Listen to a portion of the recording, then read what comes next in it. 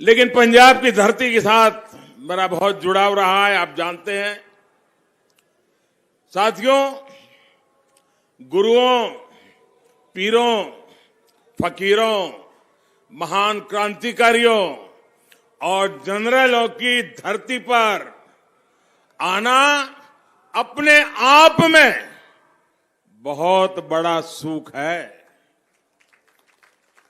मैं सभी गुरुओं को प्रणाम करते हुए जालंधर की धरती से शक्तिपीठ देवी तालाब की देवी माता त्रिपुर मालिनी को श्रद्धापूर्वक नमन करता हूं।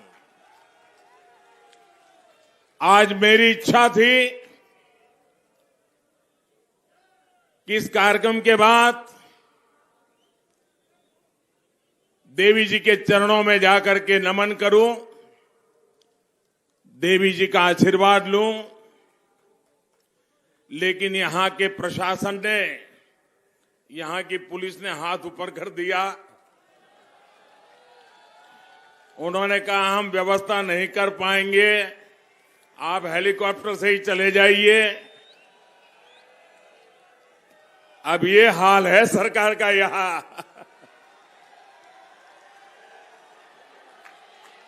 लेकिन मैं मां के पास दोबारा जरूर आऊंगा, मां के चरणों में सर झुका के रहूंगा।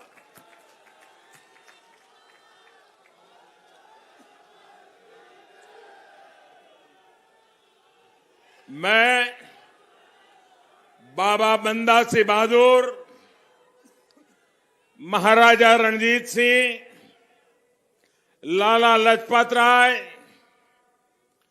वीर शहीद भगत सिंह जी, शहीद उधम सिंह जी और दोआबदा गांधी पंडित मूलराज शर्मा जी के चरणों में श्रद्धांजलि अर्पित करता हूं। आज जम्मू कश्मीर के पुलवामा में हुए आतंकी हमले की हमारे वीर शहीदों की तीसरी बरसी है। मैं पंजाब की धरती से भारत मां के वीर शहीदों के चरणों में श्रद्धापूर्वक सर झुकाता हूं। अभी 16 फरवरी को संत रविदास जी की भी जयंती है और मेरा सौभाग्य है कि जिस काशी से मैं लोकसभा का सदस्य चुना गया हूं, उस काशी में रविदास जी की स्मृति में एक बहुत बड़ा निर्माण कार्य आगे बढ़ रहा है। कुछ ही वर्षों में रविदास जी का वो भव्य स्थान, जैसे इन दिनों आप विश्वनाथ धाम को देख रहे हैं, वैसा ही भव्य संत रविदास जी का स्थान बनाने का संकल्प लेकर के मेरे लिए सौभाग्य है, मुझे ये सेवा करने का भी सौभाग्य मिला है। मैं आज संत रविदास जी के चरणों में भी श्रद्धापूर्वक नमन करता हूं। भाइयों और बहनों, अभी कैप्टन साहब भी बता रहे थे, ढिंडसा साहब भी बता रहे थे, यहां करीब सब लोग ऐसे हैं जिनके साथ मुझे काम करने का मौका मिला है, मुझे बहुत कुछ सीखने का मौका मिला है। पंजाब से मेरा बहुत भावात्मक जुड़ाव रहा है। पंजाब ने मुझे तब रोटी खिलाई है जब मैं बीजेपी के साधारण कार्यकर्ता के तौर पर यहां गांव-गांव में भटकता था, काम करता था। उस समय पंजाब ने मुझे संभाला हुआ है। पंजाब ने मुझे इतना कुछ दिया है कि मैं इसका कर्ज उतारने के लिए जितनी सेवा करता हूं, मुझे उतनी ही और मेहनत करने का मन करता है। अब मेरी ये सेवा नवा पंजाब के संकल्प के साथ जुड़ गई है। बीते वर्षों में आप सभी ने देश के लिए मेरी मेहनत देखी है। हम देश के लिए जो संकल्प लेते हैं, वो संकल्प को हम प्रकल्प बनाते हैं और प्रकल्प को परिपूर्ण करने के लिए जीवन खपा देते हैं। पंजाब में एनडीए गठबंधन की सरकार बनेगी और ये पक्का है, अब पंजाब में एनडीए सरकार बनने जा रही है। पंजाब में विकास का नया अध्याय शुरू होगा और इसका विश्वास पंजाब के एक व्यक्ति को, खास करके मेरे नौजवानों को मैं ये विश्वास देने के लिए आया हूं कि आपके उज्जवल भविष्य के लिए हमारे प्रयास में कोई कमी नहीं रहने देंगे। साथियों, आज पूरा देश मिलकर नए भारत के संकल्प के साथ आगे बढ़ रहा है। नया भारत तब बनेगा जब इस दशक में नवा पंजाब बनेगा। नवा पंजाब जिसमें विरासत भी होगी, विकास भी होगा। नवा पंजाब जो कर्ज से मुक्त होगा, अवसरों से युक्त होगा। नवा पंजाब जहां हर दलित भाई बहन को मान मिलेगा, सम्मान मिलेगा, हर स्तर पर उचित भागीदारी मिलेगी। नवा पंजाब जहां भ्रष्टाचार और माफियाओं के लिए जगह नहीं होगी, कानून का ही राज होगा। इसलिए पंजाब का नया नारा है, नवा पंजाब भाजपा दे नाल। नवा पंजाब, नवा पंजाब, नवा पंजाब नई टीम दे नाल। नवा पंजाब नई टीम दे नाल। ये नई टीम विकास के डबल इंजन की है। जब एक इंजन सेंटर का हो और दूसरा इंजन सूबे का लगेगा, जब दोनों इंजन पूरे 5 साल चलेंगे तो पंजाब भी डबल ताकत से आगे बढ़ेगा। मुझे खुशी है कि आप पंजाब में बदलाव के लिए अभूतपूर्व उत्साह दिख रहा है। पंजाब न अब बंटवारावादियों का साथ देगा, न अवसरवादियों को मौका देगा। पंजाब अब भाजपा के नेतृत्व वाले गठबंधन को मौका देगा। साथियों, पंजाब की धरती वो धरती है जिसने देश को दिशा दी है, देश को हौसला दिया है। जब हमारे समाज में अंधियारा आया तो गुरु नानक देव जी जैसे गुरु आए। गुरु अर्जुन देव और गुरु गोविंद सिंह जी जैसे गुरुओं ने देश और धर्म की हिफाजत की। जब देश भूख और भूखमरी की चपेट में आया तो पंजाब ने हरित क्रांति से देश का पेट भरा। लेकिन जिन लोगों को पंजाब की पहचान में आस्था नहीं है, वो अपने सियासी हितों के लिए इसे तबाह करने पर तुले हैं। भाइयों और बहनों, हमारा पंजाब सीमावर्ती राज्य है। इसकी सुरक्षा, इसकी शांति देश की एकता, अखंडता के लिए जरूरी है। इसलिए पंजाब को एक ऐसी सरकार की जरूरत है जो देश की सुरक्षा के लिए गंभीरतापूर्वक कदम उठाए और राज्य को सुरक्षा दे। कांग्रेस का इतिहास गवाह है कि वो कभी पंजाब के लिए काम नहीं कर सकती और जो काम करना भी चाहता है वो उसको आगे हजार रोड़े खड़े कर देती है। और अभी कांग्रेस के नेताओं के बयान से पता चलता है कि उन्होंने कैप्टन साहब को क्यों हटाया। उन्होंने खुद कहा है कि पंजाब सरकार को हम नहीं चलाते थे, कैप्टन साहब की सरकार को दिल्ली के नेता कह रहे हम नहीं चलाते थे, भारत सरकार चला रही थी। इसका मतलब यह हुआ कि कांग्रेस की सारी सरकारें रिमोट कंट्रोल से चलती है, दिल्ली से एक परिवार चलाता है, संविधान के आधार पर वो राज्य सरकारें नहीं चलती है। और कैप्टन साहब ने फेडरलिज्म के सिद्धांत के अनुसार अगर भारत सरकार के साथ मिलकर के काम किया और भारत सरकार ने अगर पंजाब के साथ मिलकर के काम किया तो भारत के संविधान के अनुरूप काम किया कि नहीं किया भाई? किया कि नहीं किया? हमने संविधान का आदर किया कि नहीं किया? हमने फेडरलिज्म का आदर किया कि नहीं किया?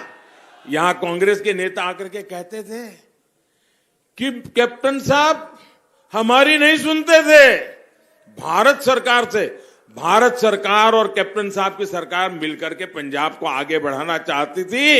ये रोड़े अटकाते थे और जब रोड़े अटकाने की उनकी ताकत इतनी बढ़ गई कि आखिर उन्होंने कैप्टन साहब को ही विदा कर दिया। भाइयों बहनों, हम पंजाब के लिए सरकार किसी की भी हो, हम फेडरल स्ट्रक्चर में विश्वास करते हैं। हिंदुस्तान के हर राज्य का भला करना ये भारत सरकार का दायित्व है। हमने प्रयास किया, लेकिन कोई परिवार रिमोट कंट्रोल से सरकारें चलाए, संविधान की परवाह न करे, तब तो देश में तनाव ही पैदा होगा और यही काम ये परिवार कर रहा है।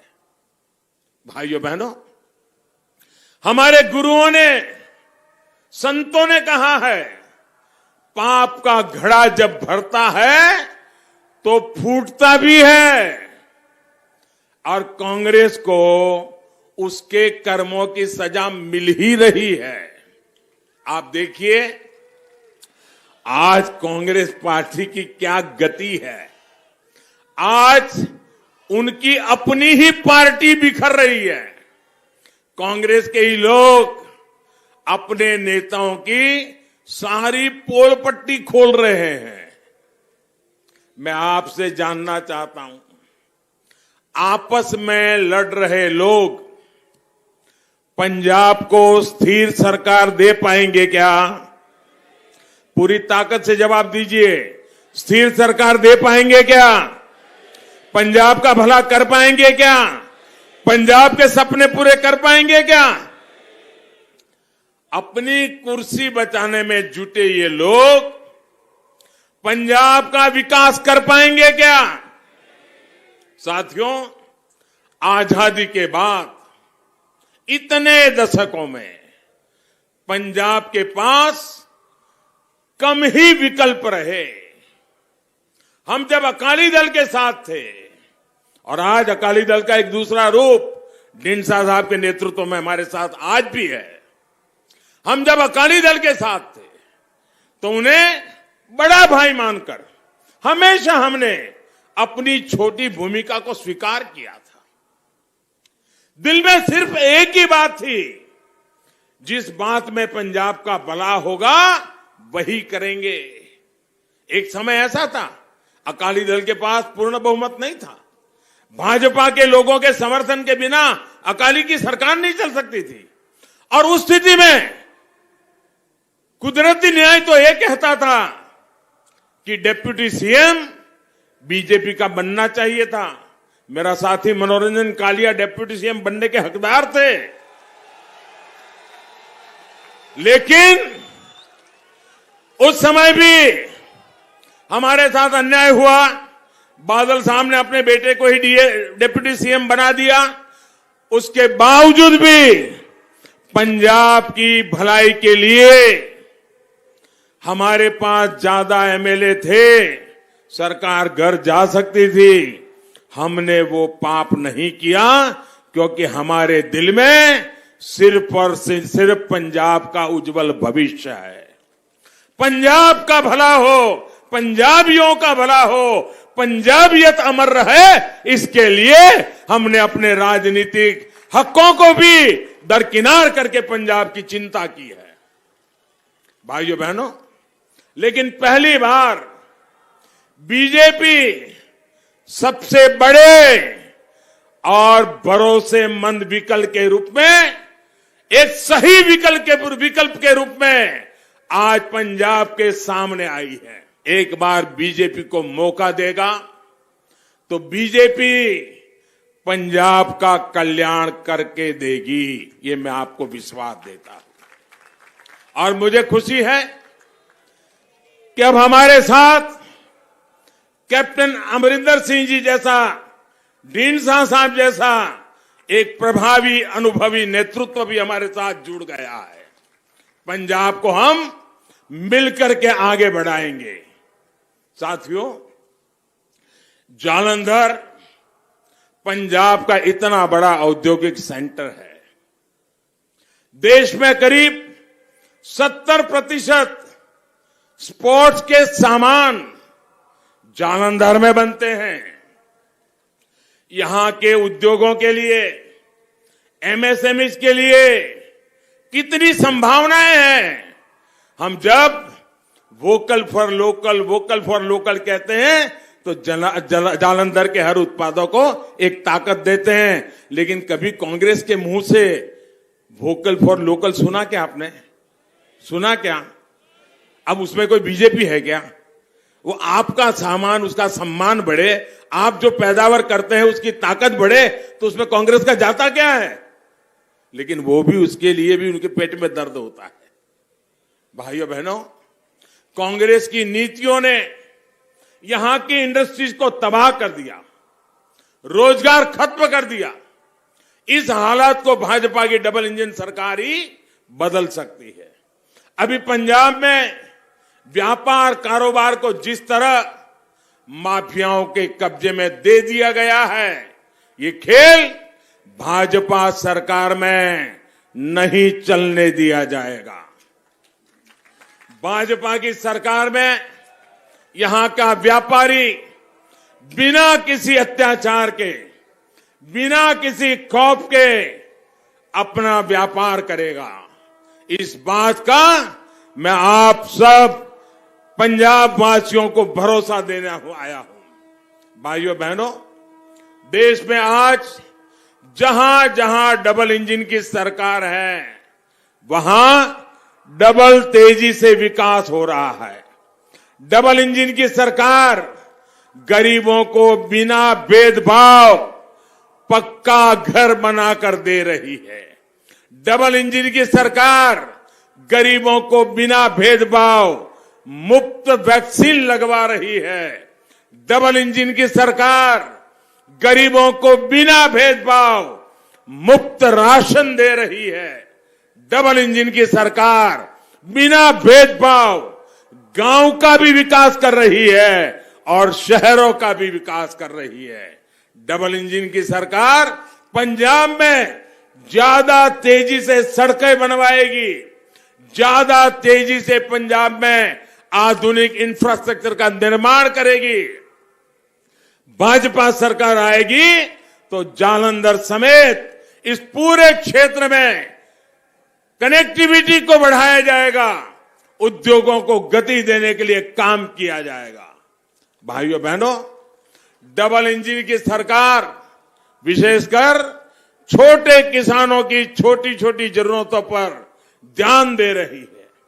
आज पंजाब के 23 लाख से ज्यादा किसानों के खाते में, 23 लाख से ज्यादा किसान, अकेले मैं पंजाब की बात कर रहा हूं, 23 लाख से ज्यादा किसानों के खातों में किसान सम्मान निधि का पैसा सीधा उनके बैंक में जमा हो रहा है।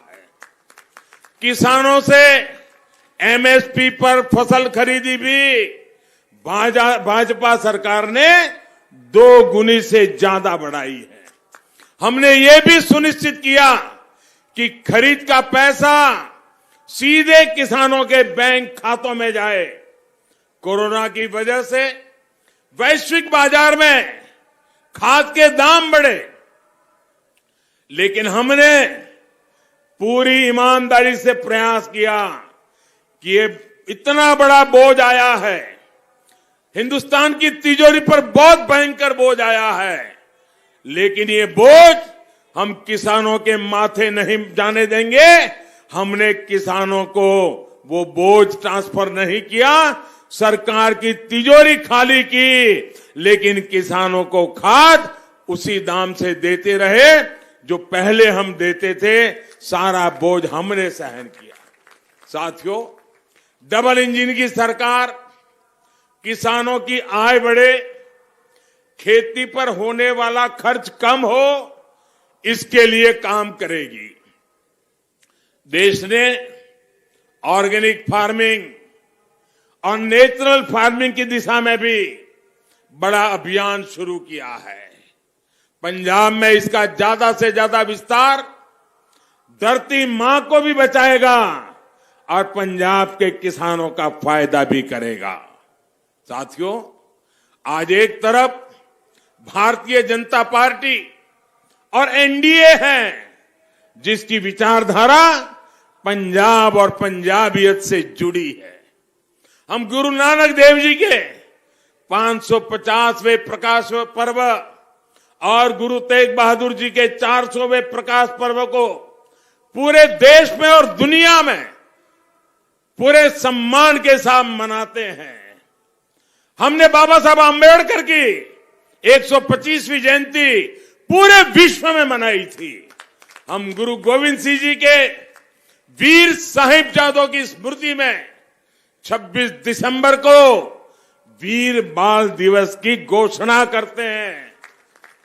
हम बंटवारे की विभीषिका की याद में पंजाब पर वो गांव कितने गहरे हैं, वो पंजाब के लोग जितना जानते हैं, वो दिल्ली में बयानबाजी करने वालों को पता नहीं है।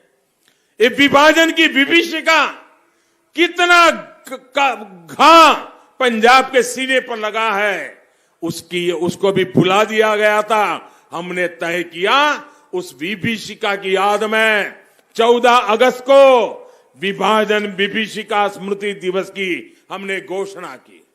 लेकिन ये लोग पंजाब की विरासत को नजरअंदाज कर रहे हैं। ये लोग पंजाब की धरती पर लूट, खसोट, भ्रष्टाचार और माफियावाद की फसल उगा रहे हैं। साथियों, लेकिन पंजाब की धरती के साथ मेरा बहुत जुड़ाव रहा है। सेनाओं को अधिकार देते हैं, लेकिन उनके नेता सेना के लोगों को गुंडा कहते हैं। हमारे सैनिकों की शहादत पर सवाल उठाते हैं। ऐसे लोगों की नीयत कटघरे में है, उनकी मनसा पर सवाल है। साथियों, पूरा पंजाब गवाह है कि हमने 1984 के सिख दंगों की जांच के लिए एसआईटी बनाई, उसके पीड़ितों की मदद की, लेकिन दंगे के आरोपियों को पार्टी में बड़े पद देकर कांग्रेस ने हमेशा आपके जख्मों पर नमक छिड़कने का काम किया है। कांग्रेस का कंट्रोल जिस परिवार के पास है, वो पंजाब से अपनी पुरानी दुश्मनी निकालता है। जब तक कांग्रेस उस परिवार के कब्जे में है, कभी भी पंजाब का भला कांग्रेस नहीं कर सकती है। साथियों, भाजपा सरकार अपने कामकाज के भरोसे चुनाव लड़ती है। जिनके पास कामकाज का हिसाब नहीं है, कुछ ऐसे लोग भी पंजाब में झूठ का खेल खेलने आ गए हैं। पंजाब में आकर ये पंजाब को नशा मुक्त करने की बात करते हैं और ये लोग खुद गली मोहल्ले में शराब के ठेके खुलवाने के एक्सपर्ट हैं। पंजाब को इनसे भी सतर्क रहना होगा। ये पंजाब को नशा माफियाओं के हवाले करना चाहते हैं और आप लोग ये आप भी याद रखिए, ये वही लोग हैं जो सर्जिकल स्ट्राइक पर सेना से सबूत मांग रहे थे, पाकिस्तान के सुर में सुर मिला रहे थे। साथियों, ये कैसे लोग हैं, इनका चरित्र कैसा है, मैं आपको बताता हूं। 2014 का जब चुनाव था, मैं गुजरात में मुख्यमंत्री था और भारतीय जनता पार्टी ने मुझे प्रधानमंत्री पद का उम्मीदवार घोषित किया था और मैं चुनाव अभियान के लिए पूरे देश में दौड़ रहा था। राज्य के मुख्यमंत्री के नाते वहां का काम भी करता था। एक दिन हुआ ऐसा कि मुझे पठानकोट आना था और पठानकोट से हेलीकॉप्टर लेके मुझे हिमाचल के दौरे पर जाना था। आप हैरान हो जाएंगे, कांग्रेस के नामदार, उनके युवराज, वो सिंपली एक पार्टी के एमपी थे और कुछ नहीं थे। उस दिन उनका भी अमृतसर के आसपास कहीं कोई कार्यक्रम था। मेरे हवाई जहाज को उड़ने नहीं दिया गया। मुझे पठानकोट पहुंचने में 1-1.5 घंटा देरी हुई। जब पठानकोट पहुंचा तो मेरे हेलीकॉप्टर को नहीं उड़ने दिया। क्यों? क्योंकि उनके युवराज पंजाब के किसी दूसरे कोने में आने वाले थे, इसलिए मुझे हवाई यात्रा करने से रोक दिया गया था। ऐसा सत्ता का दुरुपयोग एक परिवार के लिए कैसा होता था 2014 में। और हेलीकॉप्टर सूर्यास्त होने के तक ही चल सकता था, सूर्यास्त होने से पहले उड़ जाना पड़ता था। मेरे हिमाचल के 2 कार्यक्रम उस समय इतनी दौड़ धूप के बीच कैंसिल करने पड़े थे। इस प्रकार से अपने विरोधियों को रोकना, परेशान करना, ये कांग्रेस के कारनामे रहे हुए हैं भाइयों। इस प्रकार की परेशानियां हर विपक्ष को कांग्रेस पिछले 50-60 साल जब भी मौका मिला है यही करती रही है।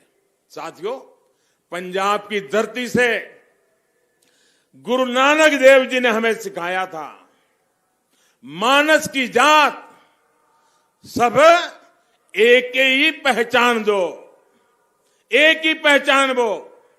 हमारे गुरुओं ने समाज में कोई भेदभाव नहीं किया, धर्म की रक्षा के लिए बलिदान दिए।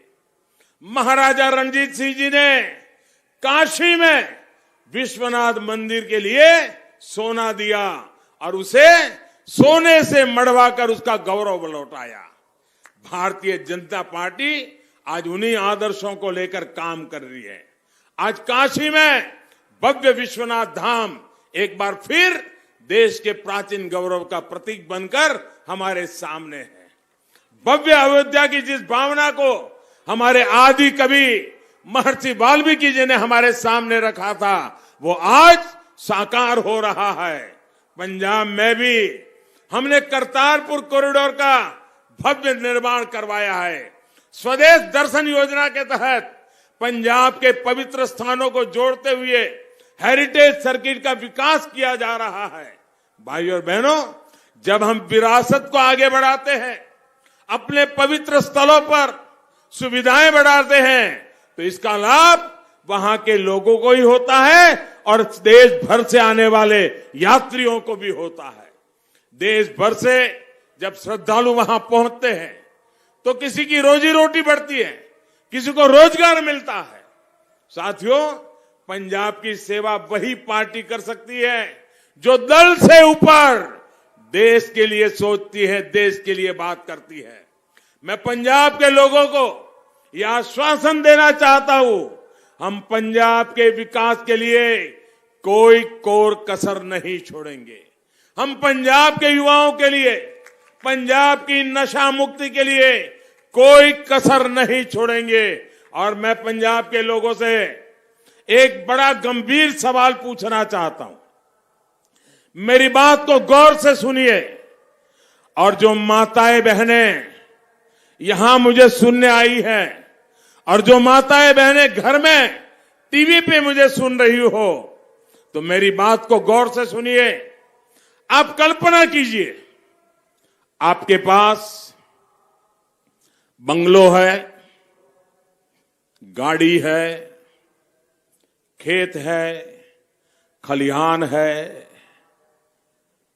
अच्छी खासी कमाई है, सुख चैन की जिंदगी है, कोई कमी भगवान ने रखी नहीं है, कोई कमी गुरु महाराजों ने रहने नहीं दी है, सब कुछ है।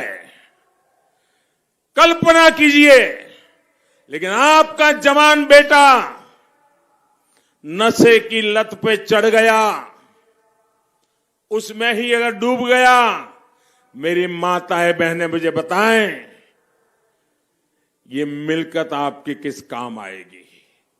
ये बंगला किस काम आएगा? ये गाड़ी किस काम आएगी? अगर बेटा बर्बाद हो गया तो आपके लिए क्या बचेगा?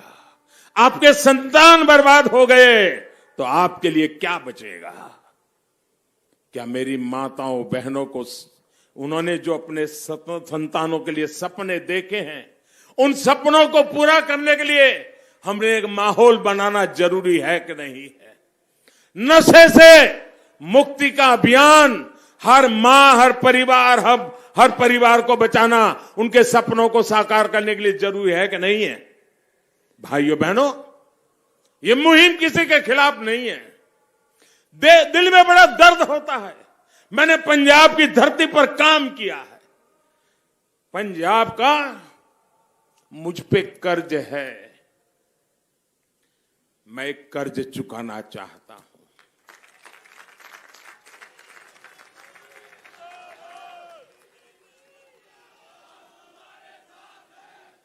मैं इस युवा पीढ़ी को बचाना चाहता हूं। दोस्तों, मेरी माताओं बहनों, मैं आपके दुख को समझता हूं।